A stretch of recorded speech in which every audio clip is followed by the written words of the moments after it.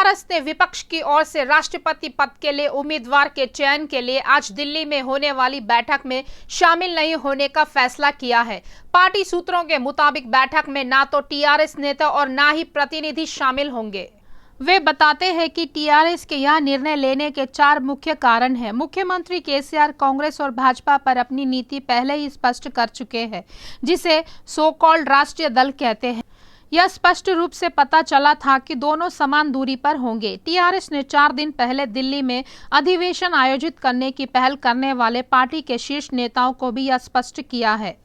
तृणमूल नेताओं ने जब टीआरएस गुटों से संपर्क किया तो उन्होंने कहा कि कांग्रेस को बिना किसी झिझक के बैठक से दूर रखा जाए, तभी वे शामिल हो पाएंगे। उन्होंने अपना रवैया व्यक्त किया कि उन्हें किसी भी बैठक में नहीं आना चाहिए जिसमें कांग्रेस भाग लेती है और इसीलिए केवल गैर कांग्रेसी दलों को आमंत्रित करते हैं।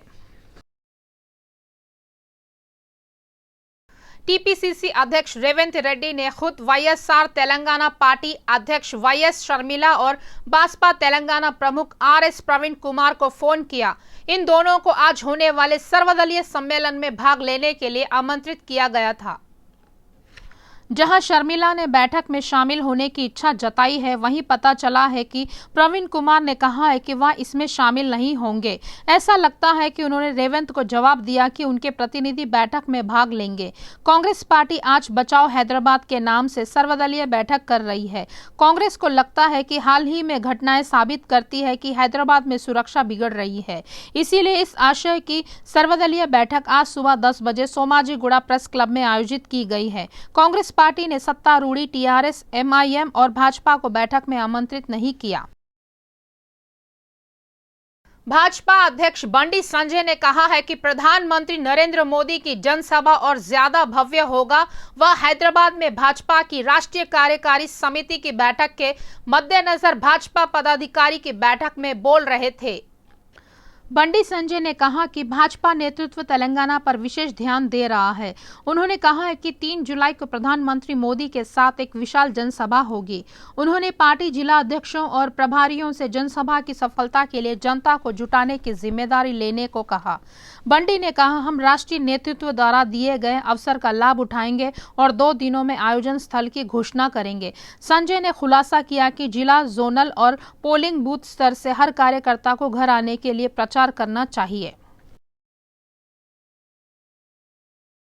मड़ीगाला आईसीएएसए के संयोजक डॉक्टर पिदामार्थी रवि ने कहा है कि 3 जुलाई को विभिन्न संयुक्त प्रदेश संघों की कमेटी के तत्वावधान में Osmania university non teaching function hall में मड़ीगाला अलय बलय का आयोजन कर रहे हैं। इस कार्यक्रम में पूरे तेलंगाना के सांसद, विधायक, राज्यसभा सदस्य और निगम अध्यक्ष शामिल होंगे। सोमाजीगुड़ा प्रेस क्लब में आयोजित बैठक में बोल रहे थे। उन्होंने कहा कि वह इसे हासिल करने के लिए सरकार पर दबाव बनाएंगे। Madhya Pradesh state fighting group के राष्ट्रीय अध्यक्ष रमेश और मैसा उपेंद्र ने केंद्र सरकार से तेलंगाना राज्य में मड़ीगांव को उचित हिस्से के अनुसार 12% आरक्षण देने की मांग की है। 25 ఏళ్ల పైచిలకు తెలంగాణ రాష్ట్రంలో మాదిగలు ఉద్యమం చేస్తున్న విషయం మీ అందరికీ తెలుసు కాబట్టి వచ్చే పార్లమెంట్లో మీ జాతీయ అధ్యక్షులతో మాట్లాడి పార్లమెంట్లో బిల్లు పెట్టే విధంగా మీరు మాట్లాడతారని మేము అనుకుంటా ఉన్నాం। లేని పక్షంలో తెలంగాణ రాష్ట్రంలో కాంగ్రెస్ బీజేపీ సంగతి చూసుకునే బాధ్యత మాదిగ జాతి మొత్తం తీసుకుంటుందని కూడా ఈ సందర్భంగా తెలియజేస్తా ఉన్నా। అదేవిధంగా సీనియర్ నాయకులు చెప్పినట్టుగా మరి 3వ తారీఖున ఉస్మానియా సిటీ పక్కన ఉండే నాన్ టీచింగ్ హోమ్లో మాదిగల అలాబలయ కార్యక్రమము సబ్ టైటిల్ మాదిగల ఆత్మీయ కలయికగా మనం మార్చుకొని 3వ తారీఖు సాయంత్రం 5 గంటలకు ఈ అలాబలయ కార్యక్రమాన్ని పెద్ద ఎత్తున విజయవంతం చేద్దాం। ఈ కార్యక్రమానికి తెలంగాణ రాష్ట్రంలో మాదిగ ఎంపీలను, మాదిగ ఎమ్మెల్యేలను, మాదిగ ప్రముఖుల్ని మొత్తం పిలిచి పెద్ద ఎత్తున చర్చ చేసి రానున్న రోజులలో అది 12% రిజర్వేషన్ 14 సీట్ల కోసమని పెద్ద ఎత్తున ఉద్యమం చేద్దామని కూడా ఈ సందర్భంగా మీ అందరికీ తెలియజేస్తా ఉన్నా। राज्य भर के सार्वजनिक और निजी स्कूल गर्मी की छुट्टियों के बाद सोमवार से फिर से खुल गए हैं। छात्रों ने नए शैक्षणिक वर्ष में नई उम्मीदों और विचारों के साथ प्रवेश किया है। गणेश ने इस अवसर पर संजीवया नगर बस्ती में 300 से अधिक छात्रों को नोटबुक वितरित की। बड़ी संख्या में छात्र पहुंचे और किताबें ली। इस कार्यक्रम में विक्की साई, भिक्षापति, जनार्दन, शरद और के गौतम ने भाग लिया। మధ్యాహ్నం మేము మన లక్ష్మీనగర్లో బస్తీలో కూడా ఇవ్వడం జరిగింది. ఈ ముఖ్య ఉద్దేశం ఏంటంటే పుస్తకాలు ఇవ్వడం. గత 2 సంవత్సరాలు మన అందరికీ తెలుసు, కరోనా బారిన పడి చాలామంది చాలా వ్యాపారాలు, చాలా మందికి ఉద్యోగాలు పోయి మన ఫీజులు పెరిగిపోయి అన్ని టైట్ పరిస్థితి అయిపోయింది. ప్రభుత్వ పాఠశాలలలో చదువుకునే పుస్తకాలు ఇస్తున్నారు, నోటు పుస్తకాలు కొనుక్కోవాలంటే ఇలా ఖరీదు ఎక్కువైపోయింది. కావున వీళ్ళందరికీ భారం కావద్దు, అందరికీ శ్రీ గణేష్ ఫౌండేషన్ నుంచి ప్రతి పిల్లలు బాగా చదువుకోవాలనే ఉద్దేశంతో ఈరోజు పుస్తకాలు ఇవ్వడం జరిగింది. ఈ పుస్తకాలలో కూడా స్వామి వివేకానంద గారిది ఫోటో పెట్టడం అయింది, రవీంద్రనాథ్ ఠాగూర్ గారిది ఫోటో పెట్టడం అయింది, అబ్దుల్ కలాం గారిది ఫోటో పెట్టడం. ఎందుకంటే ముఖ్య ఉద్దేశం వీళ్ళ ఫోటో పెట్టడం, ఈ పిల్లలందరూ వాళ్ళని చూసి వాళ్ళని స్ఫూర్తిగా తీసుకొని వీళ్ళు కూడా అంచనంచనగా వాళ్ళలాగా ఎదగాలని మనసారా కోరుకుంటున్నాను. धरना चौक इंदिरा पार्क में तेलंगाना बीसी फेडरेशन जाति समिति के प्रदेश अध्यक्ष बेल्लापू दुर्गा राव ने पूसा सत्यनारायण की अध्यक्षता में गंगा पुत्रों के लिए स्वाभिमान दीक्षा कार्यक्रम का आयोजन किया। इस कार्यक्रम में गंगा पुत्रों द्वारा सामना की जाने वाली प्रमुख समस्याओं में से ग्रामीण गंगा पुत्रों पर हमले हैं, खासकर तेलंगाना राज्य के गठन के बाद ऐसी स्थिति में जहां गंगा पुत्रों और जाति और रोजगार शोषण के अधीन किया जा रहा है। उन्होंने कहा है कि पिछले 6.5 वर्षों में गंभीर भेदभाव का सामना करने वाले गंगा पुत्रों ने मंत्रियों और विधायकों से कई अनुरोध किए थे। कई आंदोलनों के बावजूद मुख्यमंत्री ने गंगा पुत्रों की समस्याओं की अनदेखी की है। ఈ ప్రభుత్వం ఏర్పడిన నుండి మేము అనేక సమస్యలు ఎదుర్కొంటున్నాము. రాష్ట్ర వ్యాప్తంగా ఈ యొక్క సమస్యల్ని ప్రభుత్వం దృష్టికి ఎన్నిసార్లు తీసుకెళ్లినా కూడా నిమ్మకు నీరెత్తినట్టుగా చూస్తూ మా పైన మరోసారి దాడులకు పాల్పడేటట్టు ఇతర వ్యక్తులకు ప్రోత్సాహాన్ని అందిస్తూ ఉన్నది. మా యొక్క వృత్తిని పూర్తి స్థాయిలో నిర్వీర్యం చేసి ఇతర కులాస్తుల చేతిలో పెట్టాలని చెప్పేసి ఈ ప్రభుత్వం భావిస్తూ ఉంది. దీనివల్ల యావత్తు రాష్ట్రంలో ఉన్నటువంటి గంగపుత్రులు పూర్తిగా నష్టపోయి రోడ్లపై అధోగతి అయ్యే అవకాశం ఉంది. కాబట్టి మేము ఈ అంశాన్ని ఎన్నిసార్లు సంబంధిత అధికారులకు కానీ మంత్రులకు కానీ ఎమ్మెల్యేలకు కానీ చివరికి మంత్రి దృష్టికి తీసుకెళ్దామని చెప్పేసి ప్రయత్నం చేసినా కూడా మాకు ఎటువంటి సహాయ సహకారం అందించడం లేదు. మా పైన రాష్ట్ర వ్యాప్తంగా ఏకంగా భౌతిక దాడులు జరుగుతూ ఉన్నాయి. ముఖ్యమంత్రి గారు స్వయంగా అసెంబ్లీలో బెస్తవాళ్ళు ఎక్కడున్నా, గంగపుత్రులు ఎక్కడున్నా చేపలు పట్టే తొలి హక్కు గంగపుత్రులు అని స్పష్టం చేసినా కూడా ఆ యొక్క అంశాన్ని పెడచెవిన పెట్టినటువంటి మంత్రి గారు కానీ సంబంధిత ఫిషరీస్ అధికారులు కానీ అవినీతి పరులైనటువంటి అధికారులు ఇతర కులాస్తులకు తోడుగా ఉంటూ వాళ్ళకు అండగా ఉంటూ పెద్ద ఎత్తున లంచాలు తీసుకొని మా యొక్క వృత్తిని వాళ్ళకు దోచిపెట్టే విధంగా ప్రవర్తిస్తూ మమ్మల్ని అధోగతి పాలు చేస్తున్నారు. मलकाजगिरी की डीसीपी रक्षिता मूर्ति ने चेतावनी दी है कि अवैध कारोबार में शामिल लोगों के खिलाफ सख्त कार्रवाई की जाएगी। नाचारम पीएस यूनिट ने मल्लापुर डिवीजन एनटीआर नगर में गहन तलाशी अभियान चलाया। डीसीपी रक्षिता द्वारा की गई तलाशी अभियान में लगभग 250 पुलिस कर्मियों ने भाग लिया। पुलिस ने बिना उचित प्रमाण पत्र के 27 बाइक और 2 ऑटो जब्त किए। डीसीपी ने कहा है कि वह सुरक्षा कारणों से तलाशी ले रहे हैं। उन्होंने कहा है कि यदि लाभ के लिए अवैध रूप से माल की ढुलाई की जाती है तो कानूनी कार्रवाई की जाएगी। कॉलोनी वासियों को आश्वासन दिया गया कि कॉलोनी में सीसीटीवी कैमरे लगाए जाएंगे। ఇది కమ్యూనిటీ కాంటాక్ట్ ప్రోగ్రామ్ మీరే చూస్తున్నారు. ఇది అందరికీ ఇప్పుడు కూడా కొంచెం ఉంది దట్ పోలీస్ వాళ్ళు ఏమి ఇక్కడ వస్తున్నారు. ఇది ఓన్లీ ఇక్కడ ఏమో తప్పు జరుగుతుందని కాదు, మీకు ఏమైనా ఇష్యూస్ ఉంటే, మీ ఏమైనా సమస్యలు ఉంటే అది ఇక్కడే మేము పరిష్కారం చేస్తాము. ఇప్పుడు వాళ్ళ కాలనీ ప్రెసిడెంట్ దగ్గర కూడా మేము మాట్లాడాము. సో వాళ్ళకి ఇక్కడ అన్నీ మంచిగా జరుగుతుంది. కొంచెం సీసీటీవీ కెమెరాస్ గురించి చెప్పారు. సో ఇప్పుడే వాళ్ళు కూడా 3 lakhs వర్త్ కాంట్రిబ్యూట్ చేశారు. ఇంకా త్వరగానే మేబీ ఇన్ మంత్స్ టైం ఇక్కడ 22 lanes వస్తుంది, 11 lanes. సో ఒక్కొక్క లేన్లో కూడా if we cover 22 cameras we'll 100% get it done in the next 1 month. వెండర్ని వాళ్ళనే కల్పించి we'll ensure that this entire area మొత్తం కెమెరాస్లో కవర్ అవుతుంది అని. అండ్ అక్కడి నుంచి ఒక లింక్ మన పోలీస్ స్టేషన్ కూడా తీసుకుంటాం. సో నైట్ టైమ్స్ కొన్ని వాళ్ళకి ఇష్యూస్ ఉంది, పాత ఎప్పుడో పెట్రోల్ తీసేది, డీజిల్ తీసేది అని కొంత ప్రాబ్లమ్స్ అయ్యింది. సో అది కూడా మేము పరిష్కారం చేస్తాం. सोसिन क्लासेस IAS अकादमी के छात्र UPSC द्वारा चुने गए छात्रों में से है। अकादमी निदेशक ने कहा है कि उनके छात्र सिविल में सर्वश्रेष्ठ रैंक हासिल करके खुश है। अशोकनगर स्थित अकादमी कार्यालय में तरुण पटनायक 99, सोनू कुमार 533, अनन्या प्रिया 544 और पवित्रा मुथेब 608वीं रैंक के विद्यार्थियों को सम्मानित किया गया। उन्होंने कहा है कि हर हाल उनके छात्र बेहतर रैंक हासिल कर रहे हैं। उन्होंने अकादमी के छात्रों के साथ सिविल की तैयारी के बारे में अपने अनुभव साझा करते हुए कहा है कि उन्हें यह रैंक फैकल्टी के सुझाव के अनुसार पढ़कर मिली है। उन्होंने कहा है कि वे लोगों की सेवा के लिए कड़ी मेहनत करेंगे। క్లాసెస్లో నేను ఆంథ్రోపాలజీ కోచింగ్ తీసుకున్నాను during the course of my preparation. So ఈ క్లాసెస్ అనేవి నాకు ఆప్షనల్ 55 రావడానికి హెల్ప్ చేశాయి. సో ఈనాడు ఇట్లాంటి ర్యాంకర్స్ తోటి స్టేజ్ షేర్ చేసుకొని స్టూడెంట్స్కి ఒక హెల్ప్ చేద్దామని వాళ్ళ అవేర్నెస్ పెంచడానికి ఈవెంట్ అటెండ్ అవ్వడం నాకు చాలా ఆనందంగా అండ్ ప్రౌడ్గా ఉన్న ఫీలింగ్. ఎందుకంటే ఒకప్పుడు నేను ఆ స్టూడెంట్స్లో ఉన్న వాళ్ళని, సో ఇటు వచ్చి ఇప్పుడు వాళ్ళకి హెల్ప్ చేయడం అనేది it's a very proud feeling for me. Thank you. My father is an employee of LIC.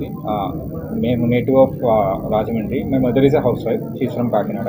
So my family entire background is from East Godavari district. First reason నేను ఇక్కడికి వచ్చింది యాక్చువల్లీ నా వర్క్ సాటిస్ఫాక్షన్ కోసం. But during the course of service ఆ work నేచరే it service to the people.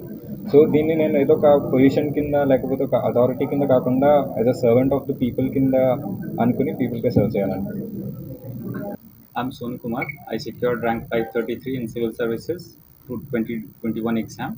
I'm from Bihar, Sasaram town, and I have completed my graduation from IIT Guwahati. For this attempt, my optional subject was anthropology, and I took help from Sosin ma'am. I bought some study materials in my third attempt, and I didn't score much in my third attempt, so I got in touch with her.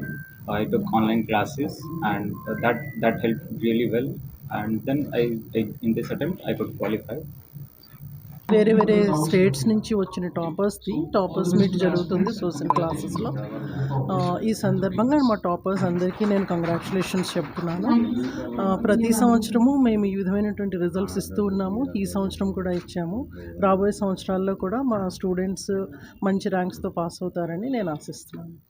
Bhajpa प्रवक्ता नुपुर शर्मा और नवीन जिंदाल द्वारा पैगंबर मोहम्मद का अपमान करने वाली टिप्पणी पर मुस्लिम महिलाओं ने नाराजगी जताई है। यह बात वकील जाकिया मोइन और प्रोफेसर रफीक वुनिसा ने बशीरबाग में एक मीडिया पॉइंट पर कही। मुसलमान पैगंबर मोहम्मद को पैसे और जान से ज़्यादा प्यार करते हैं। उन्होंने कहा है कि मुसलमानों को कठिनाइयों और कष्टों का खामियाजा भुगतना चाहिए, लेकिन पैगंबर मोहम्मद सल्लल्लाहु अलैहि वसल्लम के अपमान को बर्दाश्त नहीं करना चाहिए।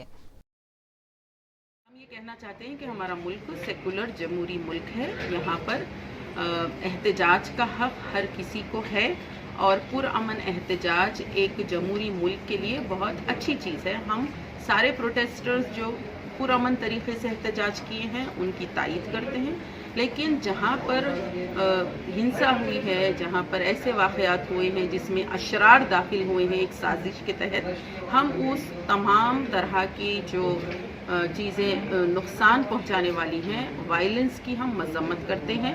हम मुतालबा करते हैं कि नुपुर शर्मा को फौरी गिरफ्तार किया जाए और उसको सख्त से सख्त सज़ा दी जाए। जब तक कि हुकूमत ये एक्शन नहीं लेगी, 2 हफ्ते हो चुके हैं, इससे मुसलमानों को, न सिर्फ हिंदुस्तान के मुसलमानों को बल्कि पूरे आलम में हमारा जो यानी हमारी जो पूरे मुसलमानों की फीलिंग्स हैं वो हर्ट हुई हैं। हम गुस्से में हैं, गम में हैं और मुतालबा करते हैं सुप्रीम कोर्ट ऑफ इंडिया से, चीफ जस्टिस ऑफ इंडिया से, प्राइम मिनिस्टर से, यूपी चीफ मिनिस्टर से कि जो लॉ ऑफ द लैंड है वो फॉलो किया जाए और कॉन्स्टिट्यूशन ऑफ इंडिया की मौजूदगी में इस तरह की जो बर्बरियत हो रही है, ख़ास तौर पे यूपी के इलाकों में, हम इसके लिए फ़िक्रमंदी ज़ाहिर करते हैं और मजम्मत करते हैं हर तरह की जो ज़्यादती है और मुतालबा करते हैं कि इंसाफ हर जगह। నూపూర్ శర్మ, నవీన్ కుమార్ ఏదైతే అసభ్యంకరంగా మన ముహమ్మద్ ప్రవక్త సల్లల్లాహు అలైహి వసల్లం గురించి మాట్లాడారో అది మా మనసులకు బాగా గుచ్చుకున్నాయి. ఇలాంటి మాట్లాడడానికి వాళ్ళకు ఎన్ని గుండెలు అన్నట్టు. ఎప్పుడు ముస్లిమ్స్నే గెలుపుతూ ఉంటారు, ముస్లిమ్స్నే టార్గెట్గా చేసుకుంటారు. ఈ బీజేపీ కర్తలే అవి కూడా ఎప్పుడు మన భారతదేశంలో అన్ని కులాలు కలిసి ఉన్నాయి, కానీ ముస్లిమ్స్నే పెద్ద టార్గెట్గా చేసుకుంటున్నారు. అసత్యపు ఆరోపణలతో తప్పుడు కేసులు బనాయించి వేలాది మంది ముస్లిం యువతకు నిర్బంధించి వారిపై థర్డ్ డిగ్రీ ప్రయోగిస్తున్నారు. చరిత్రలో ఎన్నడూ లేని విధంగా ఒక ప్రత్యేక వర్గంపై వేధింపులకు గుర్తు చేస్తున్నారు. ముస్లింలకు రాజ్యాంగం కల్పించిన నిరసనలు తెలిపే హక్కును కాలరాస్తూ బీజేపీ పాలిత రాష్ట్రాలు దేశద్రోహులుగా చట్టాన్ని సాకుగా చేసుకొని వేధింపులకు గుర్తు చేస్తున్నాయి. సుప్రీంకోర్టు దేశద్రోహ చట్టానికి ఇప్పుడే రద్దు చేసింది. దౌర్జన్యానికి అడ్డుకునే బదులు కొంతమంది పీఠాధిపతులు, మత పెద్దలు ప్రభుత్వానికి కొమ్ము కాసేలా విద్వేష ప్రకటనలు చేస్తున్నారు. जेएसी अध्यक्ष मुश्ताक मलिक ने कहा है कि पूर्व भाजपा प्रवक्ता नुपुर शर्मा और नवीन जिंदाल मोहम्मद द्वारा की गई अभद्र टिप्पणी की निंदा करने के लिए इस महीने की 18 तारीख को इंदिरा पार्क में मिलेनियम मार्च का आयोजन किया जाएगा। उन्होंने कहा है कि पुलिस ने मिलेनियम मार्च की अनुमति देने से इनकार कर दिया है। मुश्ताक मलिक ने कहा है कि वे आज भविष्य की गतिविधियों की घोषणा करेंगे। लास्ट टाइम हमारा जो प्रोटेस्ट था CA NRC मिलियन मार्च, वो टोटल पीसफुल था और पीसफुल प्रोटेस्ट की हम कॉल दिए थे और उसमें irrespective of all religion and caste को हमने इनवाइट किया।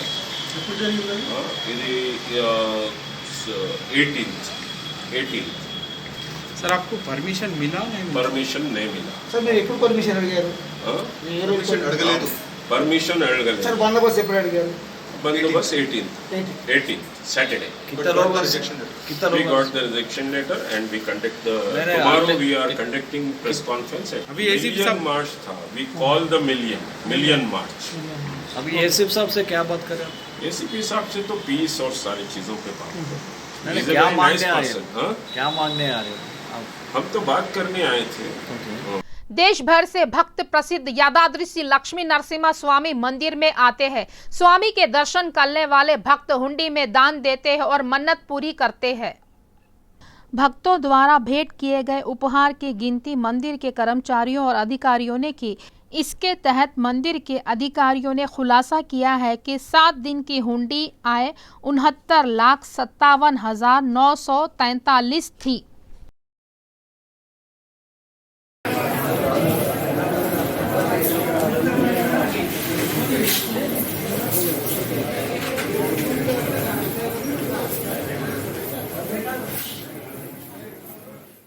बिजली गिरने से 151 भेड़ों की मौत हो गई। 15 चरवाहे अपनी भेड़ों को चराने के लिए चारागाहों में ले गए और इसी दौरान बारिश और बिजली गिरने से भेड़ों की मौत हो गई। प्राकृतिक विपदा से एक समय में 151 भेड़ों की मौत हो जाने से चरवाहों ने सरकार से वित्तीय सहायता उपलब्ध कराने का आग्रह किया।